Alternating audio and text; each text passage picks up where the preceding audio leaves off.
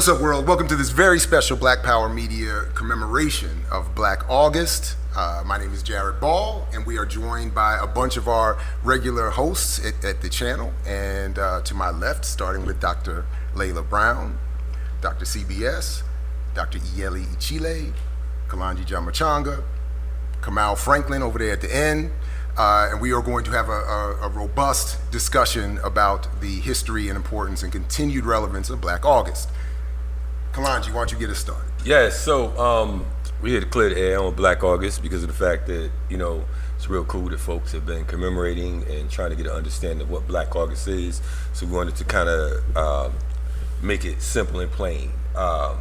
First and foremost, Black August is not a celebration, it's a commemoration. We're commemorating fallen freedom fighters who were in the then 33 prisons in California. Many of them were tortured, many of them were disappeared, literally, and murdered, outright murdered. Oftentimes when you hear about Black August, you hear about Jonathan and George Jackson were definitely integral parts in Black August, but also we wanted to kind of break down what it is.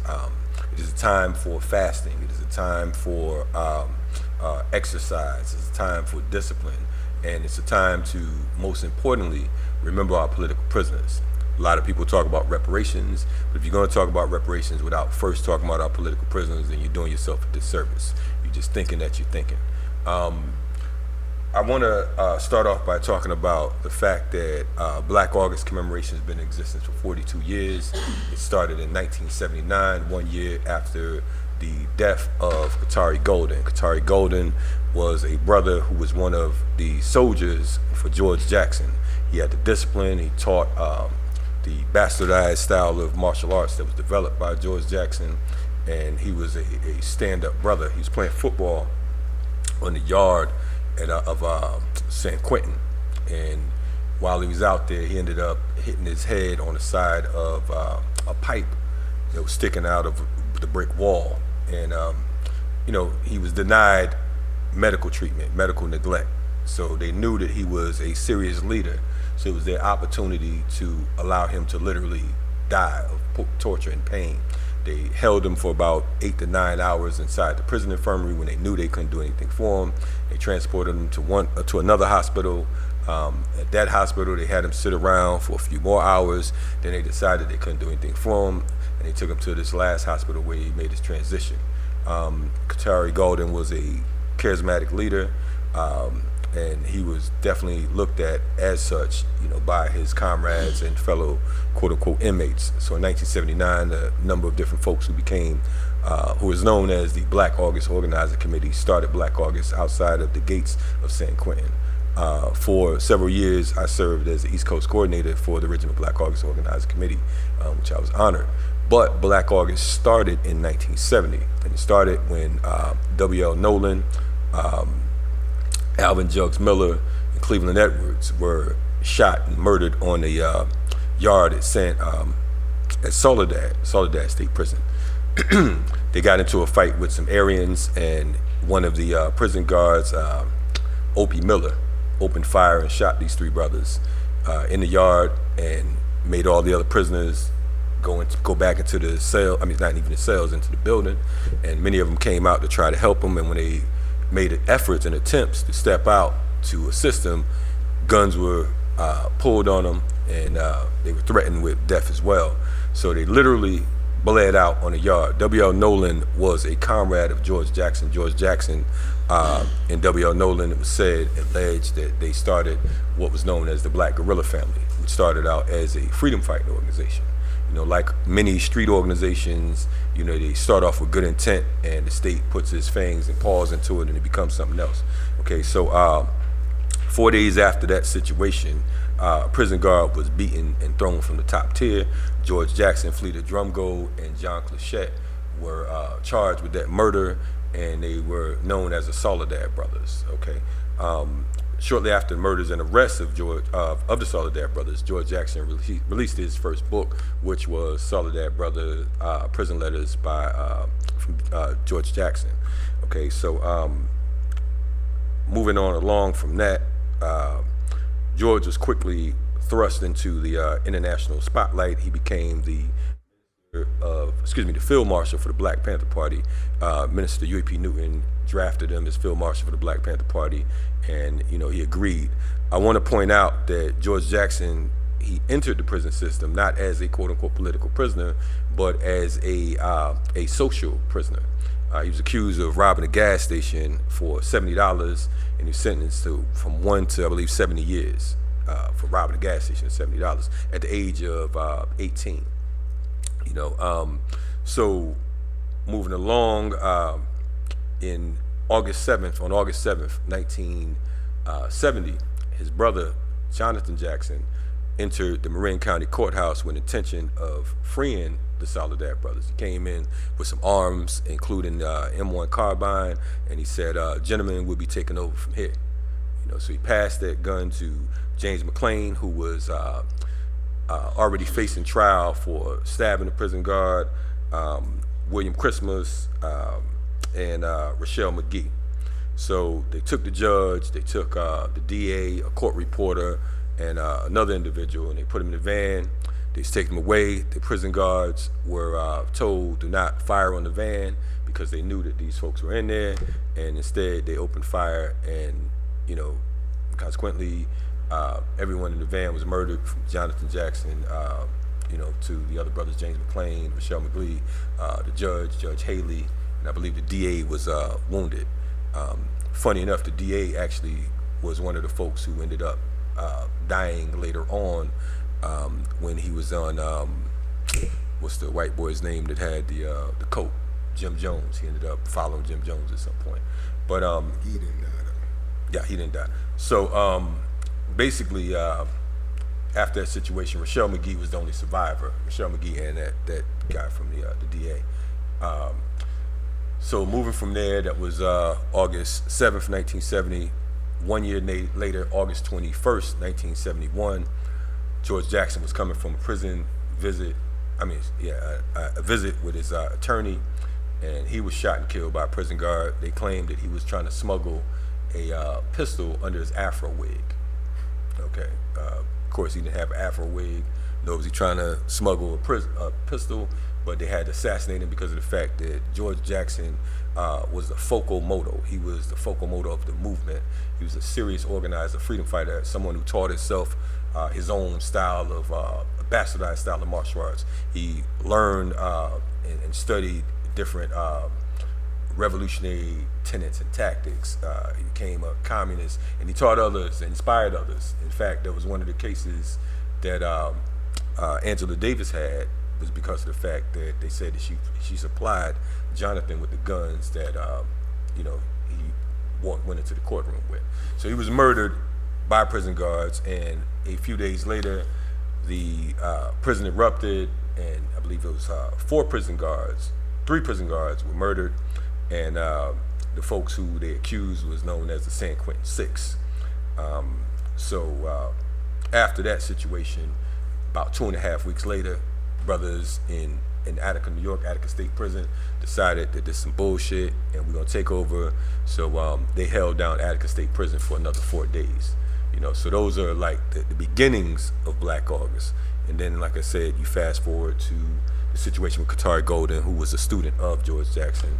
And that's the basic, just a quick little thing on what Black August was. Again, Black August is about political prisoners. We've heard different things, folks talk about, it's Garvey's birthday, and this happened during that month, and that's a beautiful thing. We acknowledge it because they are our ancestors, our OGs, so on and so forth, but Black August is strictly about political prisoners. So, hopefully you have a nice basic understanding. Right on. Thank you for that. First of all, I want to echo that. I think it's really important that you distinguish that. Because I think as we want to ask all of us to talk a little bit about how we came to our understanding of Black August. Myself, I'll speak for myself here, and I think it reverberates that a lot of us, I was under a misconception in terms of the broader, in terms of the specific focus. So I'm glad you're recentering that. So I don't know if we want to start just at the end with you, Dr. Brown. How did you come to an understanding and appreciation of Black August? I think, many of you all already know that I grew up in a political family. So I I remember hearing about Black August in various ways, but in reference to political prisoners often. But I would say that the first time I really, of my own volition, like pursued trying to understand what Black August was probably around the time that Mike Brown was killed, because that was also in August. And I think in that particular year, there were a lot of people who were both thinking about that moment and how it sort of coalesced around that particular type of history. And so for me, like I think about it obviously as a way to think about what has and is happening with political prisoners, but I also think about it as like a reflective time. I think about it as, like a Black radical person's Ramadan, right? Like that's your moment. It's your moment to fast, to recenter, to study, to concentrate on a particular kind of health of your mind and body. But not just in a in a superficial way, but this is actually about studying a particular kind of history, committing to a certain type of discipline, and trying to like remind yourself that this is, whatever sacrifices I make in this moment, one, they are small relative to the types of violences that the political prisoners endure. So one of that is an actual sort of physical embodiment of trying to understand what it must be like to be under certain types of conditions. But also, I think it's about reminding yourself that if I can double down on this in this month of August, then I can live a particular way throughout my life. And I think, I have participated in like Black August workshops for kids, and like trying to teach school-age children alternative histories to the ones that they learn in school, and encourage them to create sort of creative projects around these things. Like I was working with a community studio in Durham at one point in time, and so me as a teacher, I'm there giving the students things to read and to sort of historicize these projects that they wanted to make, but they were there to like write a play, create a TV show, learn how to do all this sort of technological stuff, but they wanted their final projects to be informed by this history of Black August, right? And so I think that that's a really interesting way to think about how we keep passing this history forward. I know. I want to point something out, because you mentioned the fasting aspect, and I failed to mention that during the month of Black August, you fast from sun up to sundown, and you only drink water. But I wanted to point out as well that there are 4 Flea Days, and the Flea Days are the days in which you fast for 24 hours. So those Flea Days are generally the days that these brothers were assassinated. So August 1st was Qatari Golden, so you fast for 24 hours on that, and that includes no alcohol, drugs, so on and so forth. August 7th, of course, Jonathan Jackson. Now August 13th was actually W.L. Nolan, Cleveland Edwards, and Alvin Jugs Miller. They were actually murdered in January 13th, but we commemorated in August 13th because of their role with George Jackson, so on and so forth. And of course, August 21st is George Jackson's day that we do. So. Right on, very important. Dr. CBS. Yeah.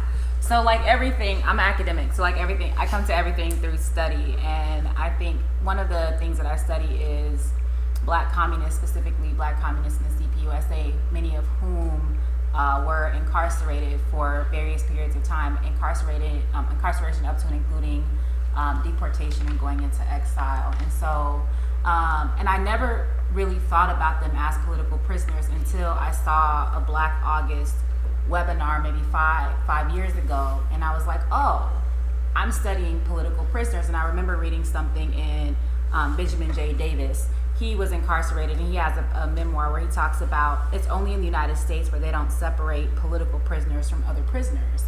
And that's because political dissent is criminalized in this country in ways that it's not criminalized elsewhere. So if you're a political dissident, you are a criminal. And so I think as somebody who studies capitalism, imperialism, and anti-communism, it's important to think about how political prisoners are at all of those intersections. And so for the past 3 years, I've just sort of not only tried to learn more about Black August, but also just created, for 31 days, different goals for myself that includes donating to political prisoners and organizations that support political prisoners, study, fasting, and different types of education, because as Kalanji was saying, political prisoners are the foundation not only of our Black liberation struggles, but also of any understanding of what is to come next, right? So not only how to struggle against the current system, but also to envision what we want to build. And so to me, Black August, like Juneteenth, non-corporate Juneteenth, right? Like a revolutionary understanding of Kwanzaa, like any other of these important Black historical moments, I think Black August is a time to recenter and to really hunker down in our revolutionary principles and to recommit ourselves to all revolutionary subjects, which again includes political prisoners because they're often forgotten. And so that's sort of my how I came to Black August and how I continue to be committed to it as praxis. Dr. G. Hey, so I want to first put out there that I'm still learning about Black August. So I just want to say thank you for that. I was able to, through my job in the academy, have a really dope interview with Dr. Karanja Keita Carroll about Black August, and that was really the first person who told me it's not a celebration, it's a commemoration. I didn't know about the fasting. I came to Black August through an organization that Malcolm X grassroots movement, and they had events, and I was there in a learning capacity. I think there was a focus on the education. There was a focus on teaching like this particular history, but I didn't engage with the rest of it. I think at that moment I was really heavily involved with an organization at Howard University called Cimarrones. I think it was in grad school, so I'm not clear on the year. Like it's almost like Black August has always kind of like been there somewhere. But one of the things that I think is interesting, and I really think it's interesting that you made it really clear when you said it's like the Ramadan for like revolutionaries. I definitely plan to really try to fully do it this year. You know what I mean? But some of my other, comrades and colleagues have had letter writing campaigns where they have any like, especially the young folks, if they're teaching, if they're working with youth, like have them write letters to our political prisoners. But one of my interventions, and I know this is definitely not like the heart of the season, right? The heart of the historical event. In my head, I'm always connecting dots. Like I'm always connecting it back to the other histories. Like when we think about political prisoners, the 60s and 70s is a moment in time, but I'm thinking about political prisoners dating all the way back to where the carceral state begins to take shape in a certain way around our politics. So we think about August 21st, not 1971, but 1791, which is the start of the Haitian Revolution, how Toussaint Louverture was a political prisoner at a point. Like we have many political prisoners. I'm thinking about incarcerated Africans who are put there for their revolutionary actions and ideas. So I think it's interesting because I think for me the challenge this year is going to be fasting on a day when in the Caribbean it's also Emancipation Day. August 1st is the Emancipation Day throughout the Anglophone Caribbean. So they're doing the opposite of fasting. Right. They're eating good out there. But I think what we're dealing with right now is just the revolutionary spirit and making this about recommitting and acknowledging those who are marginalized by this way of entrapment and containment of Black revolutionary people. So thank you all. Thank you. Yeah, I mean, I also came to Black August largely through being introduced in the beginning, really, I think in the early 90s through MXGM. But I think that one of the things I really appreciate about what we're doing here is that I have certainly succumbed to a lot of the tendencies to I think in a positive way, want to commemorate all of the Pan-African radicalism that has maybe been associated with August, but it does devalue the origins, the specifics. That I think are really important. So I've certainly overemphasized as a personal bias George Jackson, for instance, and even to the extent that I've, in my own work or focus, suppressed his own comrades. Right. I mean, I have to acknowledge that. And one time it was made very clear in interviewing one of his comrades, where David Johnson, I think, right? Yeah. He made it. Did I say that right? But he made it very clear that there were limitations, even in my attempt to commemorate the work of George Jackson. So in many ways, it's been reduced, I think, as I've heard people say, like the radical Black History Month, which on some levels is important, but again, it starts to walk us away. As I try to think of it, the very fact that political prisoners continue to exist is a reminder of the fact that we are not free, that we have not completed anything, and that we need to revisit all the traditions that, in some ways, I would personalize that they are terrifying because it brought the state to bear in this way on them. But at the same time, what they were engaged in, practically, theoretically, is correct. So. And just on a quick side note, it's okay for us to commemorate. We should commemorate our ancestors every day. Sure. You know what I'm saying? But we should put emphasis on those who still exist as well, because of the fact that like you said, political prisoners is like a foreign topic when it comes to freedom fighter. No one's talking about political prisoners. They're left to die. They might shout out Mumia, but we And still of course, have. this country continues to deny that they actually hold political prisoners. Right. And Rochelle McGee, for the record, Right, that's right. has been locked up for 58 years, and he was one of the folks from one of the reasons why Black August is commemorated. I came across Black August in the 90s, similar to Jared, first through my organizing work in general, but in 1998 I joined the Malcolm X grassroots movement. Actually, in 95 I joined the Malcolm X grassroots movement, and by 1998 we started doing concerts that we started to call Black August Commemoration and hip hop concerts. And I think sometimes we got in some dispute because I think we also called it Celebration of Hip Hop and Political Prisoners. And for us, it was a way to try to popularize the concept, which I know is dicey. But I think, for us, the learning about Black August through the elders who were not necessarily part of George Jackson's crew, but people who were part of the 60s and 70s radical tradition of Black power, of organizing, people who have been political prisoners and political exiles, is also through that work at the time that I got to visit in New York State prisons all of the different political prisoners. And at that time, 25 years ago, there was probably like about 9 or 10. At one point, New York probably held the most political prisoners than any other state. And so I got to know them and talk to them. And the reason why we did the Black August concerts were because Nahanda Abiodun, who was a political exile in Cuba, had asked us to do it to help support the comrades who were behind the wall. And so one of the great things, in spite of some of the pushback that we got from some of the folks who originated Black August, was that we raised literally thousands of dollars, and we distributed those to political prisoners.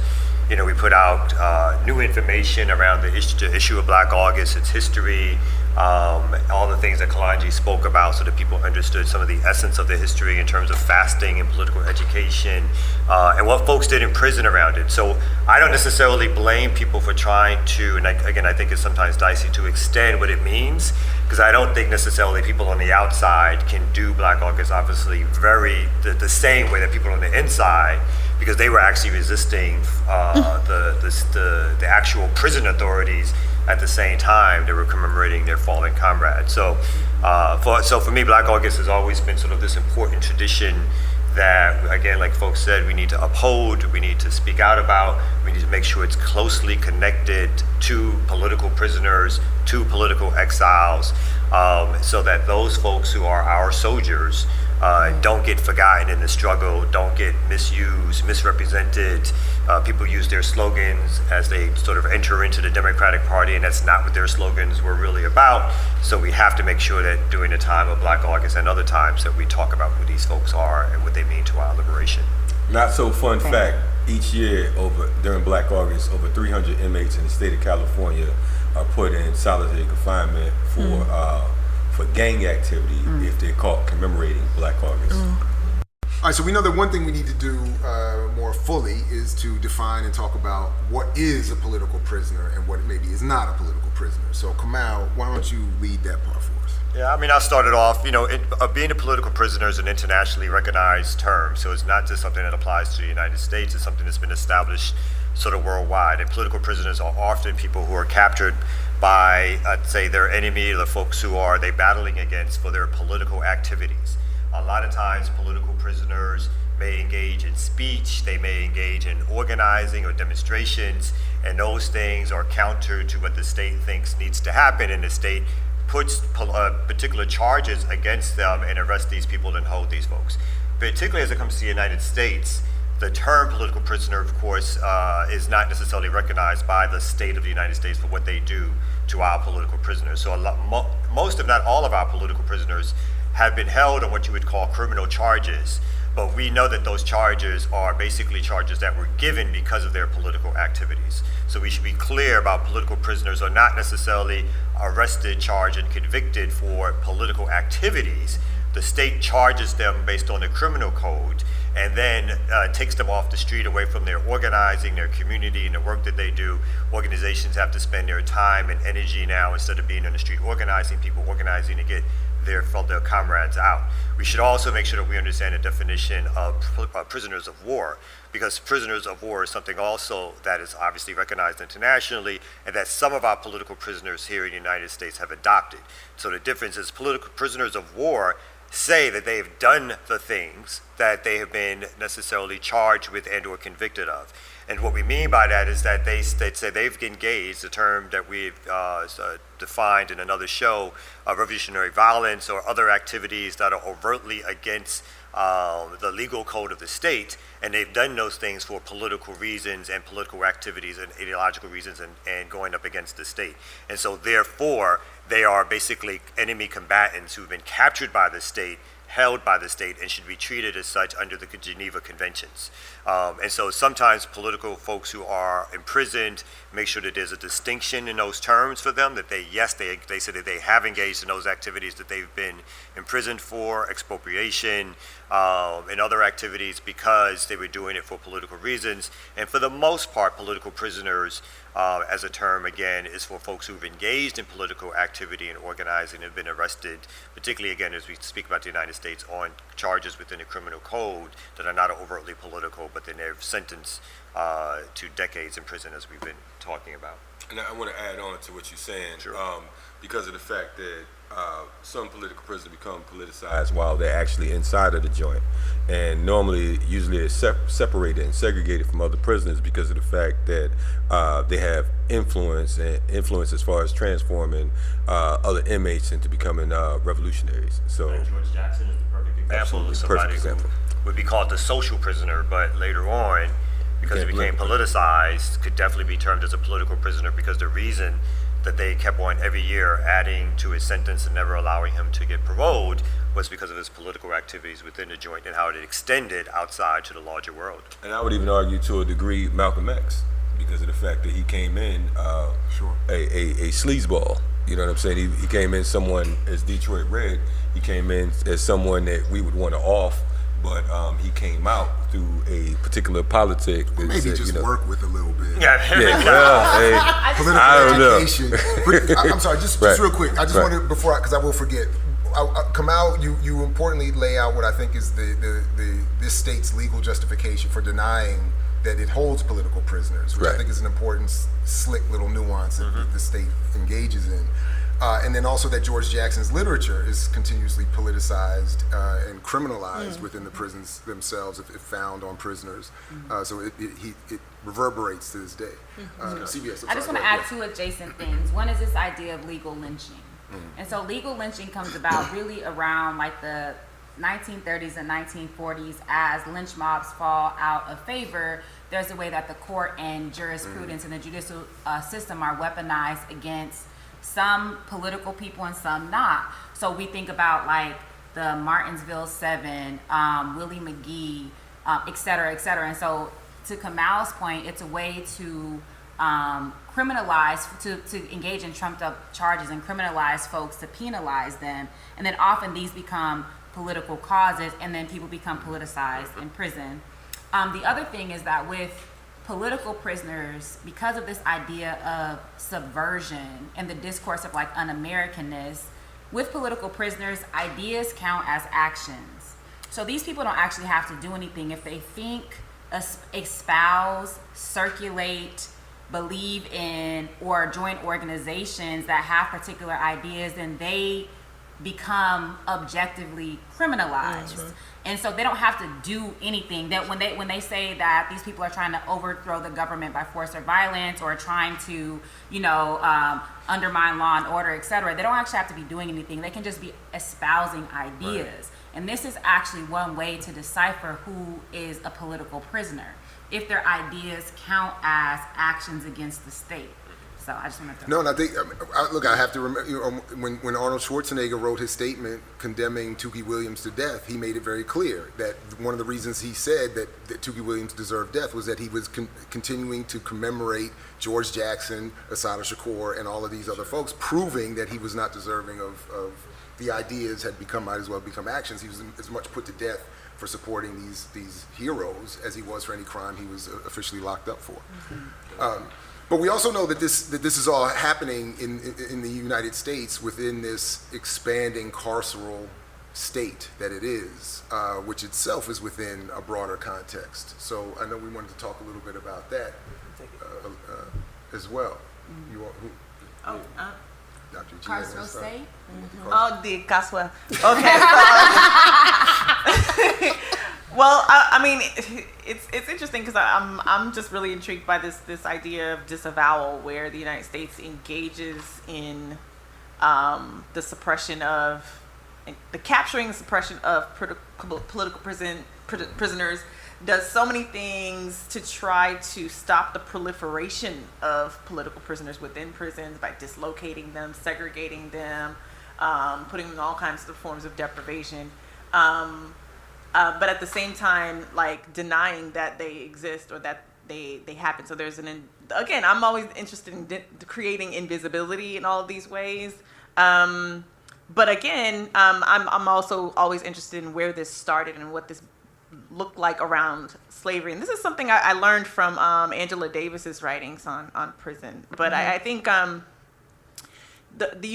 this is now becoming a trendy topic about the ways that the carceral state really has always meant something different for Black prisoners in general as a category, and white prisoners or non-Black prisoners, and how the carceral state really was created in this country as a way of rehabilitating white criminals. White antisocial actors in society are cycled through these institutions to make them better citizens, because the idea we need is to pump out more white free citizens. So we just need them to act better. And then for Black prisoners, it has always been punitive. It has always been about containment of bodies and minds, bodies and ideas, bodies that would potentially be productive in ways that don't necessarily suit the needs of the state or private interests in this country. So I think political prisoners really should be understood as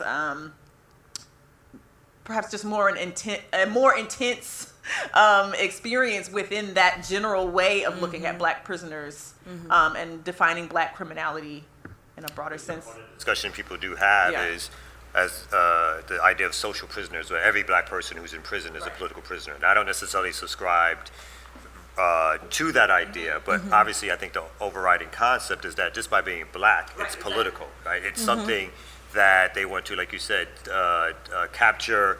And as we know, post 1865, well, pre-1865, all our folks were basically on the plantation for the most part. And after 1865 to around 1871, all of a sudden, over a third of the prison population in the United States was then Black, right? Right. And even before then, though, like, we've got the idea of slave pens and penitentiaries. There are most of the labor camps, and I'm reluctant to call them plantations because it also marginalizes the fact that we worked in all kinds of industrial labor and all kinds of slavery in the North, etc. But they would have these prison structures right next to the house, So they built. There was such a part of the infrastructure of this place. They had houses of correction where they would literally outsource you to go get beat. We weren't always beat on the spot by an overseer. They literally built institutions to houses of torture for us. So our bodies inside those walls has always meant punishment, torture, deprivation for all of us. And so when Assata says, like, we're just at different levels of incarceration. We are all detainees. We came here that way. I think she was really, that's. And I also think even beyond that, there are ways that all of us experience a type of carcerality even outside of, particularly like if you have I don't know if anybody here is in the predicament where they do not have anybody who is either currently imprisoned in the past or have been so themselves. But one of the things that from my own experiences growing up visiting relatives in not just jails but supermax prisons is the way that they intentionally dehumanize us who are supposedly not in prison to deter us from visiting our family or people inside, which is yet another one of the ways that they break morale, right? To disconnect you even further. You're already physically disconnected. And then let's say you have some, I don't know, auntie, some cousin, somebody. My mother was that auntie. Whoever was in, or cousin, whoever was in prison, we were going to visit as a family. But in particular, going to visit family in supermax prisons, having to go through a strip search as a person who is ostensibly not in prison, right? But this idea that even by proxy, by virtue of your relationship to this person who is in prison, you are also somehow criminalized, and we will make you intentionally experience this type of dehumanization because you have decided to continue to treat your incarcerated person